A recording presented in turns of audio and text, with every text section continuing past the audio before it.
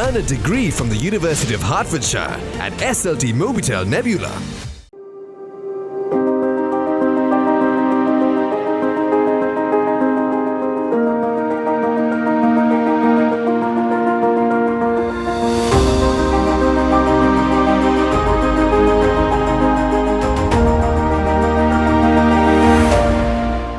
ආයිබෝවන් ඒලවල් කුප්පිය අපේ ළමයි වැඩසටහන් මාලාවේ තවත් සුවිශේෂී වැඩසටහනක් අද ආරම්භ කරන්න තමයි අපි සූදානම් වෙන්නේ 2024 උසස් පෙළ විභාගයේ භෞතික විද්‍යා විෂය ධාරාවෙන් ලංකාවෙන්ම ප්‍රථම ස්ථානය ලබාගත්තු ලෙසඳත් එක්ක කතා කරන්න තමයි අද අපි මේ යන ගමන් ඉන්නේ. මම මේ වෙද්දි ඉන්නේ පස්සයාල ප්‍රදේශයේ. මෙතන ඉඳන් තවත් ටික දුරක් අපිට එයා ගෙදරට යන්න තියෙනවා. ඉතින් අපි තවත් විස්තර ඉදිරියේදී කතා කරමු.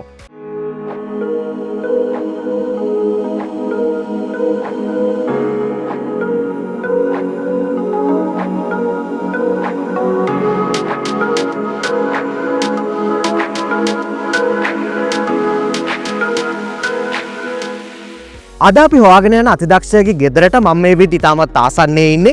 ඒ අතරතුරේදී විශේෂයෙන් මතක් කරන්න ඕනි A level කුප්පිය අපි උසස් පෙළ දරුවන් වෙනුවෙන් කරන මේ මෙහෙවරට මෙවර අපේ ගමන් සගය විදිහට අපිත් එක්ක සම්බන්ධ වෙනවා SLT Mobitel Nebula Institute of Technology ආයතනය. වා ගණිතාංශයෙන් තාක්ෂණාංශයෙන් උසස් පෙළ හදාarලා ඉන්න අනතුරුව AI robotic data science වගේ ඩිග්‍රී එකක් කරන්න ආසාවෙන් ඉන්න කෙනෙක් නම් ඔයාලට chance එක තියෙනවා මේ ආයතනයත් එක්ක සම්බන්ධ වෙලා ඔයාගේ අනාගත සැලැස්ම හරි විදියට ප්ලෑන් කරගන්න. එහෙනම් අපි දැන් සූදානම් අපි අද හොයාගෙන යන අතිදක්ෂයා ගෙදරට යන්න. එයා ගෙදරට ගිහිල්ලා අද දවසේ ඉතුරු විස්තර අපි කතා කරමු.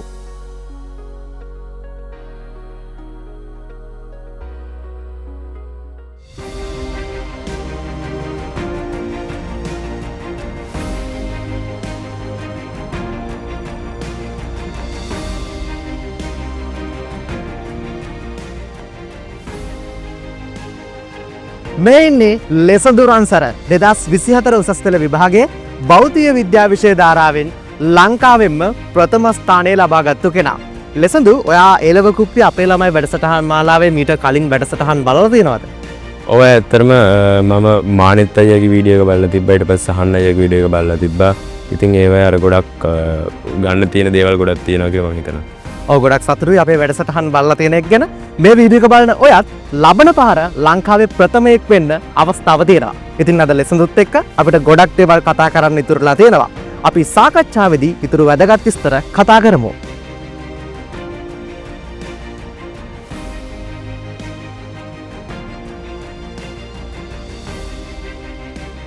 A level කුප්පිය අපේ ළමයි වැඩසටහන් මාලාවේ 4 වෙනි අදියරේ තවත් සුවිශේෂී වැඩසටහනක් අද අපි ආරම්භ කරන්නයි මේ විදිහට සූදානම් වෙන්නේ. 2024 උසස් පෙළ විභාගයේ භෞතික විද්‍යා විෂය ධාරාවෙන් ලංකාවෙන්ම ප්‍රථම ස්ථානය ලබාගත්තු ලෙසඳුගේ ගෙදරට තමයි මම මේ වෙද්දී ඇවිල්ලා ඉන්නේ. ඉතින් ලෙසඳු මේ දවස්වල කොහොමද? ඔය ඇත්තටම කිව්වොත් රිසල්ට් එනකොට ඊට කලින් ඉඳන් ඇත්තටම අර A level class වල ඉන්ස්ට්‍රක්ටිං වැඩවලට ගියා. ඊට පස්සේ ඒත් එක්කම මැනේජ්මන්ට් කෝස් එකකුත් හදාරන ගමන් තමයි හිටියේ. ඔයාගේ සම්පූර්ණ නම පාසල පවුල විස්තර ටිකක් අපි මුලින් මතක් කරලා ඉමු. ඔව් මගේ නම ලෙසදුරන්සර. එතකොට මම අධ්‍යාපනය ලැබුවේ උසස් පෙළ වෙනකන් ගම්පහ බණ්ඩාරනායක විද්‍යාලයෙන්. එතකොට පවුලේ අම්මයි තාත්තයි අම්මා වෘත්තියෙන් වෛද්‍යවරියක්. එතකොට තාත්තා වෘත්තියෙන් ගණක අධිකාරීවරයෙක්. එතකොට තව අයියයි මල්ලි ඉන්නවා.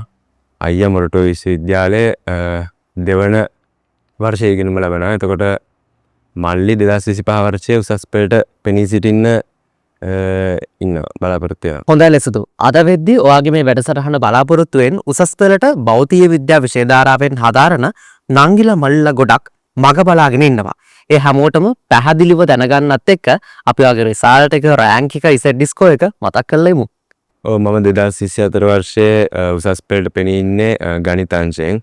එතකොට මම විභාගයට පෙනී සිටින සබ්ජෙක්ට් තුන වෙන්නේ සංයුක්ත ගණිතය, භෞතික විද්‍යාව, රසායන විද්‍යාව. මගේ සෙට් ස්කෝර් එක 2.844. ඔයාගේ සාමාන්‍ය පෙළ ප්‍රතිඵලය මොන වගේද උනේ?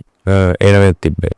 සාමාන්‍ය පෙළ අතිසාර්ථක විදියට අවසන් කරලා ඊට පස්සේ උසස් පෙළට යද්දී භෞතික විද්‍යා විෂය ධාරාවෙන් උසස් පෙළ හදාරන්න තෝරගන්න හිතුවේයි. කලින් ඉඳන් එහෙම අරමුණක් තිබ්බද නැත්නම් සාමාන්‍ය පෙළෙන් පස්සේ ඒ වගේ ආසාවක් ඇති වුණාද? ඔය ඇත්තටම මුලින්දම මගේ ආසාව තිබ්බේ සංයුක්ත ගණිත විෂයට. එතකොට ඇතරම අයියත් කල්ලා තිබ සංයුක්ත ගණිතය මං හිතනවා. ඒතොර ඒකෙනුත් ආසාවක් හැදෙන්න ඇති කියලා. එතකොට ආසාව ඇතරම අනිත් විෂයන් වලට වඩා සංයුක්ත ගණිතයට ඒ කියන්නේ O level කාලේ ලකුණු වලින් ගත්තත් ඊට පස්සේ ආසාවෙන් ගත්තත් දෙකෙන්ම ඇත්තටම මගේ කැමැත්ත තිබ්බේ සංයුක්ත ගණිතය කරා.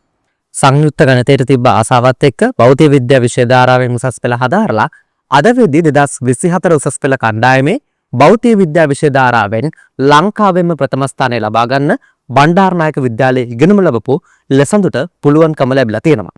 ලෙසඳු සාමාන්‍ය පෙළ අවසන් කරලා උසස් පෙළට යනකොට ළමයින්ට මතුවන ප්‍රධාන ගැටලුවක් තමයි අමතර පන්ති තෝරගන්නවා කියන එක. මොකද අද වෙද්දී ලංකාවේ මේ සෑම විෂය ධාරාවකටම අමතර පන්ති ගොඩක් අපිට දැක ගන්න ලැබෙනවා. ඔයා කොහොමද ඔයාට අදාළ විෂයන් තුනට හරියාකාරව අමතර පන්ති තුන තෝරගත්තේ? ඔය ඇත්තටමයි මම මුලින් ගොඩක් ක්ලාස් වලට ගිහිල්ලා බැලුවා. එතකොට ඇත්තටම මට කලින් අපේ අයියා විභාගෙට පෙනිසිල්ලා තිබ්බනේ. එතකොට එයා ගියපු ක්ලාස් වලට මම විශේෂයෙන් ගිහිල්ලා බැලුවා. එතකොට ඒවැය කරන වැඩපිළිවෙල කොහොමද උගන්වන විදිහ ඒවා බැලුවට පස්සේ ගොඩක් වෙලාවට ඒ පන්තිම මටත් ගැලපුණා. ඉතින් මම ඒවට තමයි ගොඩක්ම ගියේ. ලෙසඳු උසස් පෙළ ආරම්භයේ ඉඳන් හරියාකාරව පාඩම් කරන්න සැලැස්මක් ඔයාට අවශ්‍ය වෙනවා. මොකද මේ වගේ සැලැස්මක් තිබ්බොත් තමයි අවසානයේදී මේ වගේ විශිෂ්ට ප්‍රතිඵලයකට ලං වෙන්න පුළුවන්කම ලැබෙන්නේ. ඔයාගේ මොන වගේ සැලැස්මක්ද තිබ්බේ ඔයාගේ පාඩම් වැඩ කටයුතු ටික මුල ඉඳන් කරගෙන යන්න? මුලදී ක්ලාසස් වල උගන්වන්නේ බලාගෙන එතකොට ඒවත් එක්ක වැඩ කරගෙන ගිහිල්ලා අන්තිම වෙනකොට ඒ කියන්නේ එන්න විෂය සංකීර්ණ වෙන්න පාඩම් කරන එකත් වැඩි කළා ප්‍රශ්න පත්‍ර වලට මුහුණ දෙන එකත් ඒ කියන්නේ ඊට ගැලපෙන විදිහට කරගෙන යනවා. බහුතරයක් දරුවන්ට තියෙන ප්‍රධාන ගැටලුවක් තමයි තමන්ගේ වැඩත් එක්ක කොහොමද හරියට පාඩම් වැඩ ටික මැනේජ් කරගන්නේ කියන එක. ලෙසඳුට මොන වගේ ටයිම් මැනේජ්මන්ට් ප්ලෑන් එකක්ද තිබ්බේ උසස් පෙළට පාඩම් කරද්දී? ඔය ඇත්තටම ටයිම් ටේබල් එකකටම මේ වැඩ කරේ. හම්බෙච්ච අර ෆ්‍රී වෙලාවේ තමයි ගොඩක් වෙලාවට වැඩ කරේ. එතකොට ගොඩක් වෙලාව මට ෆ්‍රී වෙලාව තිබ්බේ රෑ වෙලාව. රාත්‍රී කාලේ තමයි ගොඩක් වැඩ කරේ. එතකොට ක්ලාස් ගිහිල්ලා ඇවිල්ලා ඊට පස්සේ ෆිසිකල් සම්බන්ධ වුණාම ඒවා ගිහිල්ලා ඇවිල්ලා ගෙදර ඇවිල්ලා රාත්‍රී වරුවේ තමයි ගොඩක් වැඩ කරේ. ඔව් පාඩම් කරන වෙලාව ඒ වගේම පාඩම් කරන සැලැස්ම එක එක්කෙනාගෙන් එක එක්කෙනාට සම්පූර්ණයෙන්ම හරි සුළු වශයෙන් හරි වෙනස් වීම් වලට ලක් වෙන්න පුළුවන්. මොකද ඔබට පුළුවන් අවශ්‍ය කරන සුදුසුම් වෙලාවෙත් තමයි ඔයාගේ පාඩම් වැඩ කටයුතු ටික කරගෙන යන්න හොඳම වෙලාව විදිහට අපිට හඳුන්වා දෙන්න පුළුවන් වෙන්නේ. ඉතින් ලෙසඳු පාඩම් වැඩ කරලා තියෙන්නේ එයාට තියෙන වෙලාවේ පුළුවන් උපරිමයෙන් වැඩ කටයුතු ටික කරලා තියෙන්නේ. ඇත්තටම ඒක හොඳ දෙයක්. මොකද අපිට තියෙන්නේ සීමිත වෙලාවක් නම් ඒ වෙලාවේදී අපිට පුළුවන් උපරිම දෙයක් අපි කරන්න බලාපොරොත්තු වෙන්න ඕනි. ඒ වගේම උසස් පෙළ පාඩම් කරද්දී ඔයා ටාගට් එකක් තියාගත්තට මම දවසට මෙච්චර ප්‍රමාණයක් පාඩම් කරනවා සාමාන්‍යයෙන් දවසට පැය ගාණක් ටාගට් එකක් තියාගත්තට මොන වගේ සැලැස්මක්ද ඒ ගැන තිබ්බේ? ඔය ඇත්තටමයි මම මුලදී හැම try කරලා බැලුවා මේ ප්‍රමාණය අද වැඩ කරනවා කියලා. ඒකට ගොඩක් වෙලාවට ඒක අර මට එච්චර සෙට් වුණේ නැහැ. ඒකින්ද මම අර එහෙම plan එකක් තියාගන්න නැතුව ගොඩක් වෙලාවට ඊට පස්සේ try කරේ පුළුවන් ප්‍රමාණය කරනවා කියලා හිතාගෙන තමයි වැඩ කරේ. උසස් පෙළ ආරම්භයේ ඉඳන් දරුවෙක්ට තියෙන තවත් ප්‍රධාන අභියෝගයක් තමයි තමන්ගේ විෂයන් තුනම හරියාකාරව පාඩම් වැඩ කටයුතු ටික කරගෙන යනවා කියන එක. සංයුක්ත ගණිතය, රසායන විද්‍යාව, භෞතික විද්‍යාව මේ විෂයන් තුනටම ලොකු බරක් දාලා පාඩම් කරන්න අවශ්‍ය වෙනවා හොඳ ප්‍රතිඵලයකට යන්න නම්. ලෙසඳු කොහොමද ආරම්භයේ ඉඳන් මේ විෂයන් තුන ගැනම අපි කතා කරොත් සංයුක්ත ගණිතයට, රසායන විද්‍යාව, භෞතික විද්‍යාවට මේ විෂයන් තුනට කොහොමද ඔයා පාඩම් වැඩ කටයුතු ටික මැනේජ් කරගත්තේ ආරම්භයේ ඉඳන්? හැම සබ්ජෙක්ට් එකම ඒ කියන්නේ සමහර සබ්ජෙක්ට් තියෙනවා කෙනෙක්ට අමාරු එකක් වෙන්න පුළුවන්. එතකොට සමහර සබ්ජෙක්ට් තියෙනවා ඒ විෂයන් තුනෙන් ලේසි වෙන්න පුළුවන්. එතකොට මට ඇත්තටම කෙමිස්ට්‍රි තමයි මුල ඉඳන් සාමාන්‍යයෙන් අර පිටිපස්සක තිබ්බේ. එතකොට මම ඒකට ඇත්තටම ටිකක් වැඩියෙන් මහන්සි වුණා.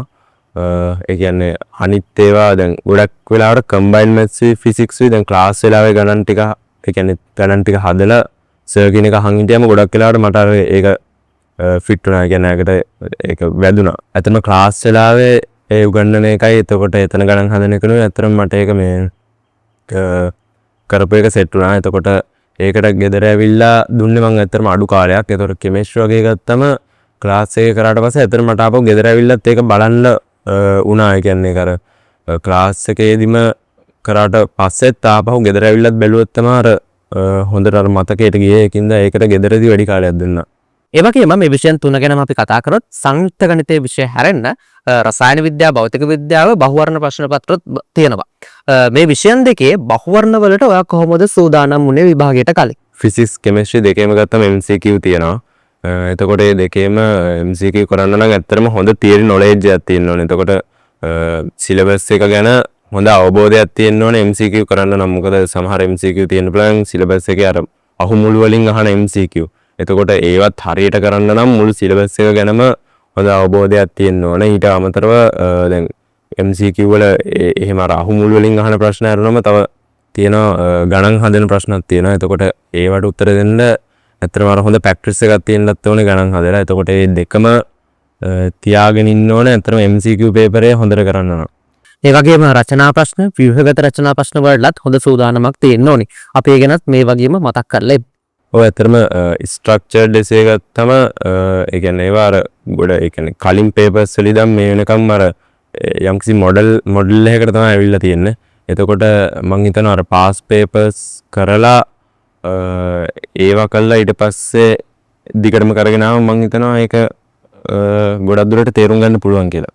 අපි ඒ විෂයන් දෙක ගැන ඒ විදිහට කතා කරද්දී භෞතික විද්‍යා විෂය ධාරාවෙන් උසස් පෙළ හදාරන ළමයිගෙන් ප්‍රධාන වශයෙන් අහන්න බලාපොරොත්තු වෙන විෂය ධාරාවක් තමයි සංයුක්ත ගණිතයේ විෂයට කොහොමද සූදානම් වුනේ කියන එක. මොකද සංයුක්ත ගණිතයේ විෂයට ලොකු බරක් යොදන්න වෙනවා, ලොකු ගණන් ප්‍රමාණයක් හදන්න වෙනවා, ලොකු වැඩ රාජකාරී ප්‍රමාණයක් කරන්න සිද්ධ වෙනවා. අපි සංයුක්ත ගණිතයේ විෂය ගැන වෙනම මතක් කරමු. කොහොමද ඔයා ප්‍රශ්න පත්‍රයට සූදානම් වුනේ? අපි ගැන ටිකක් මතක් කරලා.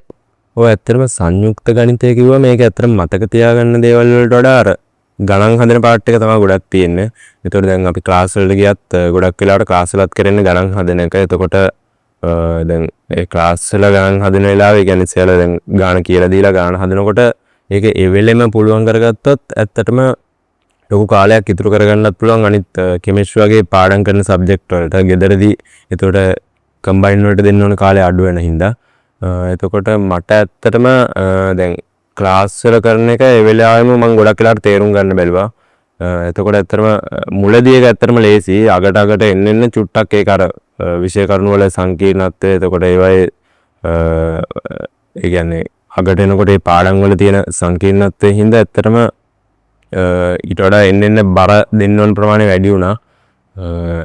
සමහර පාඩම් තිබ්බා අන්තිම කාලේ මම කියන්නේ දැන් ගුරුත්ව කේන්ද්‍රය වගේ පාඩම් ගත්තම මේක ඇත්තටම එකම ඒ කියන්නේ එකම මොඩල් එකකට තමයි තියෙන්නේ. එතකොට ඒ වගේ ප්‍රශ්න වලදී අර පසුගිය විභාග ප්‍රශ්න බලලා එතකොට අර කීප ඒ කියන්නේ එකම නැවතත් හදලා සූදානමක් ඇති කරගන්න සිද්ධ වෙනවා. ඒ කියන්නේ පාස් පේපර්ස් කරලා ඒ වගේ දැන් සරල අනුවර්තීය චලිතය ගුරුත්ව කේන්ද්‍රය වගේ පාඩම් ගත්තම මම හිතනවා එහෙම අර පාස් පේපර්ස් කරලා ඒකට ලෑස්ති වුණොත් ගොඩක් වැදගත් කියලා. ඒ වගේම සමාජයේ තියෙන තවත් මතයක් තමයි භෞතික විද්‍යා විෂය ධාරාවෙන් උසස් පෙළ හදාන්න ළමයි කොහොමද සංයුක්ත ගණිතයේ විෂයත් එක්ක රසායන විද්‍යාව විෂය බැලන්ස් කරගන්නේ කියන එක. මොකද ගොඩක් උසස් පෙළ විභාගයට මුහුණ දෙන ළමයින්ට තියෙන මේ වෙද්දි ප්‍රධාන ගැටලුවක් බවටත් ඒකපත් වෙලා තියෙනවා. ඒකින්ද ලංකාවේ ප්‍රථම ස්ථානය ලබාගත්තු ඔයාගෙන්ම අපි අහලා දැනගන්න කැමති මේ විෂයන් දෙකේ මේ ගැටලුව කොහොමද නිරාකරණය කරගන්නේ? ඔය ඇත්තටම අර මං කලින් කිව්වත් වගේ දැන් මේ දෙකේ තියෙන ගොඩක් වෙලාවට දැන් කෙමිස්ට්‍රි වල ගණන් පාර්ට් එක අඩුයි තියරි පාර්ට් එක වැඩිනේ. ඒතොර කම්බයින් වල ඇත්තට මේකේ අනිත් පැත්ත. එතකොට සමහරවිට දැන් සංයුක්ත ගණිතය කරන ළමයෙක්ට දැන් ගණන් පාර්ට් එකට වඩා ඇත්තටම තියරි මතක තියාගන්න එක අමාරු වෙන්න පුළුවන්. එතකොට මං හිතනවා දැන් කෙමිස්ට්‍රි වල ඕගනික් ඉනෝගනික් ඔය ගත්තම ඇත්තටම ගොඩක්ම තියෙන මතක තියාගන්න. ෆිසිකල් වලට වඩා ඒක මතක තියාගන්න තමයි ගොඩක් තියෙන්නේ. ඒතොර මං කරේ ගොඩක් ඕගනික් ඉනෝගනික් වලට සෙලම කම්ප්ලීට් නෝට් එකක් තියාගත්තා. ඒක ගොඩක් වෙලාවට සමහරුන්ට ෂෝට් නෝට් එකක් වෙන්න පුළුවන්. ඇත්තටම මම ෂෝට් නෝට් එකකට වඩා ඇත්තටම මම පාවිච්චි කරේ ඒ කියන්නේ ක්ලාස් එක නෝට් එකක්. ඒකට මම ඒ කියන්නේ ක්ලාස් නෝට් එකට දැන් ඇත්තටම රිසෝස් බුක් කියලා තියෙනයි. එතකොට ඒ රිසෝස් බුක් බලලා දැන් අපේ දැන් විභාගයට ඇත්තටම ගොඩක්ම රජයෙන් ගහලා තියෙන පොත තමයි සම්පත් පොත. එතකොට ඒකේ තියෙන කරුණු ඇත්තටම ගොඩක් වැදගත්. ඒකින්ද අර මගේ තිබිච්ච නෝට් එකේ අන්තර්ගත වෙලා තිබෙන්නේ නැති කරුණු මම අතරම සම්පත් පොතේ බලලා ඒකට ඇඩ් කරගෙන කම්ප්ලීට් නෝට් එකක් හදාගත්තා. ඒතකොට මම ඒක තමයි ගොඩක් වෙලාවට පාවිච්චි කරේ. ඒක ඇත්තටම ඒකත් පාවිච්චි කරලා ඊට පස්සේ ඒක පාඩම් කරලා ඊට පස්සේ ගොඩක් ඉනෝගනික් ඕගනික් වලට ඇත්තටම ප්‍රශ්න පත්‍ර වලට ලියප එක තමයි කරේ. එතකොට අර ප්‍රශ්න වලට ලිව්වට පස්සේ අර මතක තියාගන්න ඕන එක මේ අර කීප සැරයක් එකම ප්‍රශ්නේ කියන්නේ දැන් ගොඩක් වෙලාවට ප්‍රශ්න කීපයක් කරත් ගොඩක් වෙලාවට එකම කරුණ තමයි ආය අහන්නේ.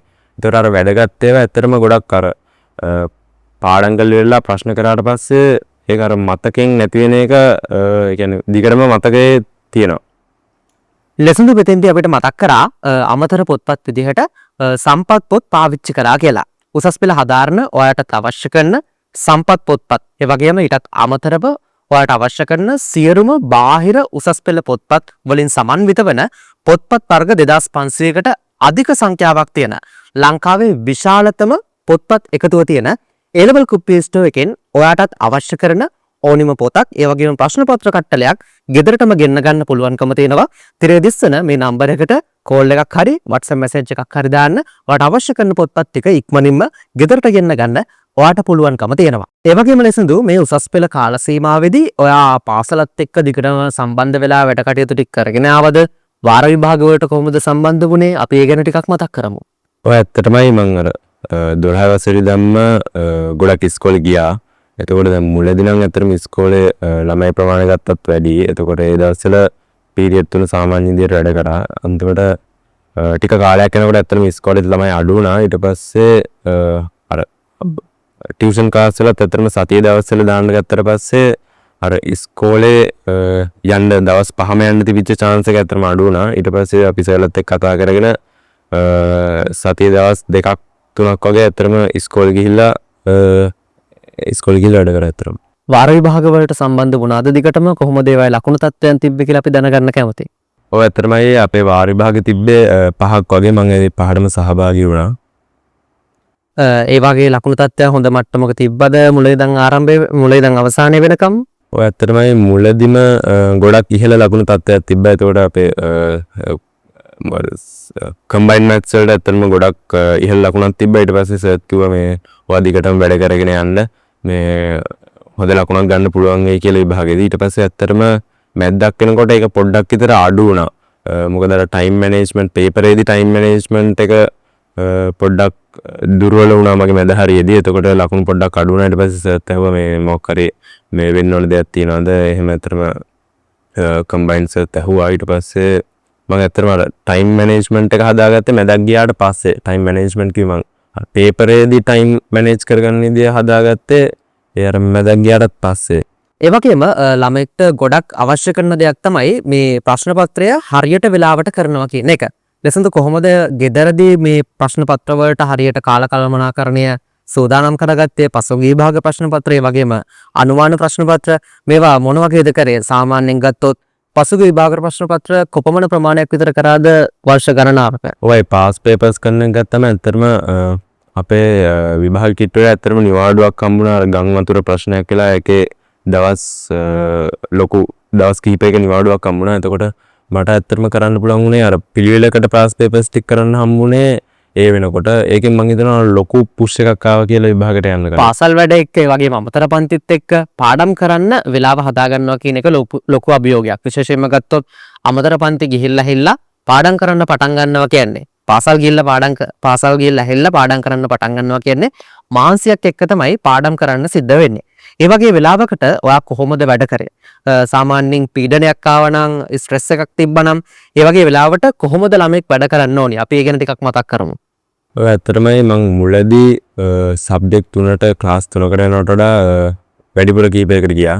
එතකොට ඒකෙන් අර ගොඩක් ටයිම් එක මට අඩු වුණා. ඊට පස්සේ මම ඒක දැන් ඉස්කෝලේ පටන් ගත්තට පස්සේ ඇත්තට මේක කරන්න අමාරුයි. ඒකින්ද මම ක්ලාස් වැඩි කියන අමතර ක්ලාස් පොඩ්ඩක් අඩු කරලා ඒ හම්බෙන වෙලාවෙන් ගෙදරට වෙලා පුළුවන් උපරිම වැඩක් කරන්න try කරා. එතකොට ක්ලාස් ඇවිල්ලා ආවමත් ඇත්තටම ගොඩක් වෙලාවට ගෙදර එද්දී හවස 7 වගේ වුණා.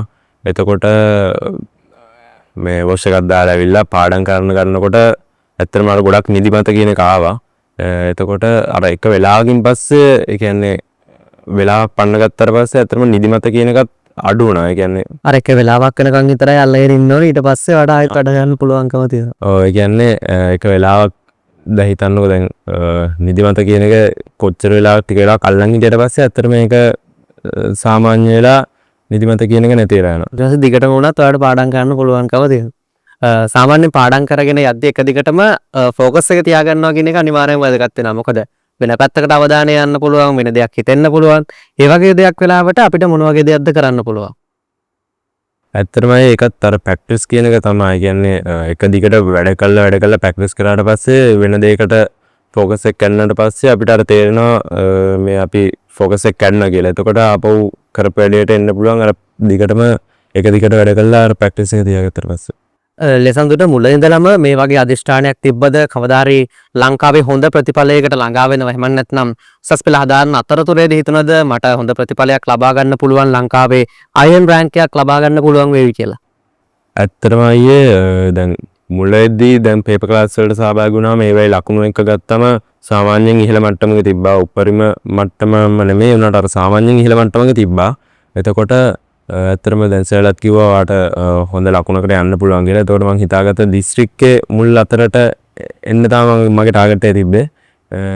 අයිලන්ඩ් රෑන්ක් එකකට ඇත්තටම මම බලාපොරොත්තු වෙන්නේ නැහැ. මොකද ඒක ඇත්තටම අර ලක් එකත් එක්ක අර මේ ලකුණ දෙක වෙනස් වෙනකොට ඇත්තටම ප්‍රථමයා දෙවෙනියා වුණත් වෙනස් වෙන්න පුළුවන්. ඒතර මගේ ටාගට් එක තිබ්බේ දිස්ත්‍රික්කේ මුල් අතරට එන්න තමයි ටාගට් එකක් තිබ්බේ. මේ වෙද්දි උසස් පෙළ විභාගයට සූදානමින් ඉන්න විශේෂයෙන්ම 2025 උසස් පෙළ කණ්ඩායම ගත්තොත් තවත් සීමිත කාලයක් තමයි යාලට තියෙන්නේ. දැන් එහෙමත් කෙනෙක්ට හිතනවා නම් ඔයාගේ මේ වීඩියෝ එක බලලා අඩු කාලයකින් මේ වගේ රෑන්ක් එකකට යන්න නම් ඒ වගේ කෙනෙක් මොන විදිහටද වැඩ කරන්න ඕනේ? ඔය ඇත්තටම මං හිතනවා දැන් අඩු කාලයකින් වැඩ කරනවා නම් එයාට ඇත්තටම මුලින්ම තියරි සේරම ආපහු කරන එකට ඇත්තටම වෙලාවක් නැහැ. එතකොට මං හිතන්නේ පාස් පේපර් කරන එක තමයි ගොඩක්ම වැදගත් වෙන්නේ. පාස් පේපර් කරන ගමන් ඒ හම්බෙන්නේ දැන් ඔයාට හිතන්නකෝ දැන් එක ප්‍රශ්නයක් කළා ඒකේ තියරි ඔයාට මතක නැහැ. එහෙමනම් ඒ තියරි බලලා ආපහු ඒක පාඩම් කරලා ආපහු ප්‍රශ්න පත්‍ර කරන ගමන් පාඩම් කරන එක තමයි මං හිතන්නේ ගොඩක් වැදගත් වෙයි කියලා. ඔව් ඔයාට ඒ වගේ ක්‍රමයක් අනුගමනය කරන්න පුළුවන්කම තියෙනවා. ලෙසඳු කොච්චර කාලයකට කලින් ඔයාගේ විෂය නිර්දේශය ආවරණය කරගත්තද? මාස කීයක් විතර ඉතුරුලා තිබ්බද විෂය නිර්දේශය ආවරණය වෙtti? ඇත්තටම විෂයන් තුනේම ඒ කියන්නේ සිලබස් එක කවර් වෙච්ච ටයිම් එක වෙනස් වුණා. ඒක ඇත්තටම අර ගියපු ක්ලාස් උත් එක තමයි මම ගොඩක් වෙලාවට කරේ. ක්ලාස් එකේ කරන වෙලාවේ තමයි පාඩම කරේ ගොඩක් අර ඔන්ලයින් වෙනම වීඩියෝස් බලලා කවර් කරගත්ත එක වැඩියම කරන්න මට වෙලාවක් තිබ්බේ නැහැ. එතකොට කම්බයිනුයි ෆිසික්ස් වගේ ගත්තම මාස දෙකක් තුනක් අතර වගේ. එතකොට කෙමිස්ට්‍රි ගත්තම ඇත්තටම කවුනේ සිලබස් එක කවුනේ ඇත්තටම විභාගයට ටිකක් විතර කිට්ටු වෙලා.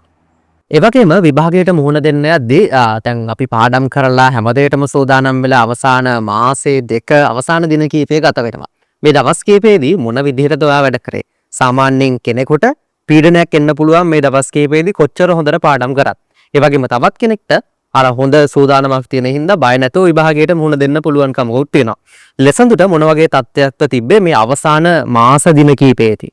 ඔය ඇත්තටම අයියේ දැන් මං ඒ වෙනකොටත් ඇත්තටම පාස් පේපර්ස් කරලා තිබ්බ ප්‍රමාණය ඇත්තටම අඩුයි. ඒ කියන්නේ එක දිගට පිළිවෙලකට කරලා තිබ්බේ නැහැ පාස් පේපර්ස් අන්තිම දින කිහිපය වෙනකන්. එතකොට ඇත්තටම අර මං අර කලිනුත් අයියට කිව්වේ අර අපිට නිවාඩුවක් හම්බුණා කියලා. ඒ නිවාඩුව ඇත්තටම මං උපරිම පළදායී විදිහට පාවිච්චි කරා. එතකොට ඒ නිවාඩුවේ පුළුවන් ගොඩක් වෙලාවට පාස් පේපර්ස් කරා මුලින්දන්. මුලින්දන් කියන්නේ ඇත්තටම මං අර අන්තිම වර්ෂය කියන්නේ දැන් අපිට කලින් අවුරුද්දේ ඉඳන් පිටිපස්සට කරගෙන ගියා. එතකොට ඒකෙන් ලොකු සපෝට් එකක් හම්බුණා. ඉන් අනතුරුව විභාගයේ දවස සාමාන්‍යයෙන් දින කීපයකම විභාගය පැවැත්වෙනවා. මේ දින කීපයේදී කොහොමද විභාගයේ දවසේදී ඔයාලට දැනුනේ? ඔයා කලින් කරපු දේවල් වල වටිනාකම එදා හොඳටම ඔයාලට තේරුණාද? අපි මේ දවස ගැන ටිකක් මතක් කරමු. ඔව් ඇත්තටම මමත් දැන් පේපරේ ලියනකොට ගොඩක් වෙලාවට අර ලේසි ප්‍රශ්නකින් පටන් අරගෙන අර තමන්ගේ කොන්ෆිඩන්ට් එක හදාගෙන ඊළඟට ලියාගෙන යන්න ගියාම ඇත්තටම ඒක ඇත්තටම අර කිසිම ප්‍රෙෂර් එකක් නැතුව ලියන්න පුළුවන්. ඒ වගේම 2025 2026 2027 උසස් පෙළ විභාගයට මුහුණ දෙන්න විශේෂයෙන්ම භෞතික විද්‍යා විෂය ධාරාවෙන් උසස් පෙළට මුහුණ දෙන්න බලාපොරොත්තු වෙමින් ඉන්න නංගිල මල්ලිලට මොන වගේ උපදේශයක්ද ඔයාලට දෙන්න තියෙන්නේ? යාලා කොහොමද වැඩ කරන්න ඕනේ? අපි විශේෂයෙන් මතක් කරොත් 2027 කණ්ඩායම ඔන්න පටන් ගන්නවා විතරයි උසස් පෙළ විභාගය ආරම්භ කරන්න. ඒ කට්ටියට මොන වගේ උපදේශයක්ද ඔයාලට දෙන්න තියෙන්නේ? ඔය 25 26 27 එක එක බැච් වල ගත්තම ඇත්තටම එක එක මට්ටමේ ඉන්න නංගිල මල්ලිලා ඉන්න පුළුවන්. එතකොට ඇත්තටම 25 බැච් එක ගත්තත් තව මාස කිහිපයක් තියෙනවා විභාගයට. එතකොට ඇත්තටම කිසිම කෙනෙක්ට ඇත්තටම මේ කාලේ වුණත් උපරිම ඵලදායී විදිහට පාවිච්චි කළා විභාගයේ ඉහළ ලකුණකට යන්න ඇත්තටම වෙලාව තියෙනවා. ඉතින් කොවිලෙත් අතාරින්න නැතුව කරගෙන යන්න කියලා තමයි කියන්න තියෙන්නේ. එතකොට 27ට වගේ ගත්තම ඇත්තටම ඒගොල්ලන්ගේ තව උසස් පෙළ පටන් ගත්ත විතරයි. එතකොට ඒගොල්ලන්ට මුල ඉදම්ම ක්ලාසස් වල වැඩ ටික ඒ විදිහට අර හිර කරගන්න නැතුව දැන් ගොඩක් ඉන්න ඔය සමහර රෙකෝඩින් එහෙම හිර කරගන්න. ඒතර එහෙම කරගන්නේ නැතුව පිළිවෙලකට කරගෙන යන්න කියලා තමයි කියන්නේ. මුලදම්ම පිළිවෙලකට වැඩ ටික කරගෙන ගියොත් ඔයාට පුළුවන්කම තියෙනවා ලෙසඳු වගේම මේ වගේ ඉහළ ප්‍රතිඵලයකට ළඟා වෙන්න. ලෙසඳුගේ අනාගත බලාපොරොත්තු මොන වගේද තියෙන්නේ අපි ඒ ගැන ටිකක් දැනගන්න කැමතියි. ඔව් ඇත්තටම මේ දවස්වල පොඩක් ඔය බලනවා අර ස්කෝලර්ෂිප්ස් ෆොරින් යුනිවර්සිටිස් වල ස්කෝලර්ෂිප්ස් තියෙනවද කියලා. එතකොට ඒවට හොයන ගමන් ඒකයි ආයෙ තව අනිත් ප්ලෑන් එක තියෙන්නේ එක්කෝ ඒක හරි නැත්නම් මොරටුව යුනිවර්සිටි එකට ගිහිල්ලා අධ්‍යාපනය ලැබලා ඉංජිනේරුවෙක් කියලා සේවය කරනවා. ඔයාගේ ඒ බලාපොරොත්තු ඒ විදිහටම ඉෂ්ට සිද්ධ වෙන්න කියලා අපි ප්‍රාර්ථනා කරනවා.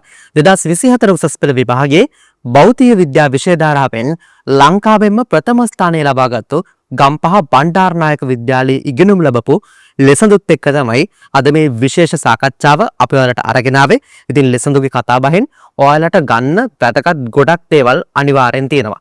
ඒ දේවල් ඔයාගේ පාඩම් වැඩවලට එකතු කරගෙන ඔයාගේ ගමනත් සාර්ථක කරගන්න කියලා අපි ඔයාලා හැමෝටම ජය ප්‍රාර්ථනා කරනවා. ගොඩක් ස්තුතියි ලෙසඳු අද අපිත් එක්ක එකතු වුණාට. ඊළඟ වැඩසටහනෙන් අපි ඉක්මනට හම්බෙමු.